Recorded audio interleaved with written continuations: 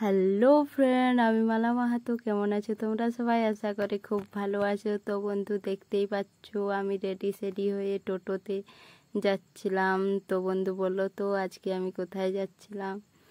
তো আজকে আমি যাচ্ছিলাম শিলদা। তো অনেক দিন পরে আমি টোটোতে চেপেছি, তো খুব এনজয় হলো। মানে কোথায় যাই বাইকেই যেতাম, কিন্তু টোটোতে অনেক দিন চাপিনি, তো তাই মনটা একটু কীরকম লাগছিল। তো বন্ধু, এই দেখো ফাইনালি শিলদা চলে এসেছি। এইখানে হচ্ছে শিলদার থানা।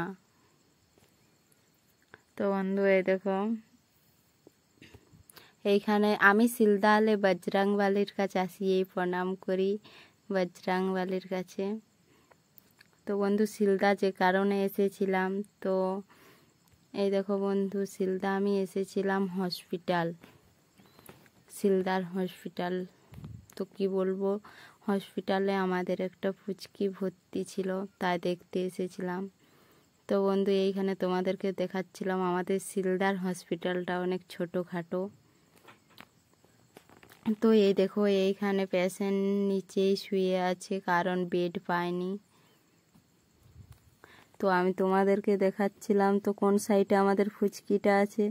তো আমি দিদিদেরকে বলছি এই সাইডে আছে না ওই সাইডে আছে, তো খুঁজেই পাইনি। তারপরে অনেক খুঁজে ফাইনালি খুঁজে পেয়েছি। এই দেখো ফুচকিটার কাছে আমরা এসে গেছি, প্রচুর লোক ভর্তি ছিল। তো এই দেখো ফুচকিটা আমার কলে। তো বন্ধু, তোমরা সবাই আশীর্বাদ করো যেমন ফুচকিটা তাড়াতাড়ি সুস্থ হয়ে বাড়ি চলে আসে। তো বন্ধু, বেশি কিছু বলছি না, চলো বাই।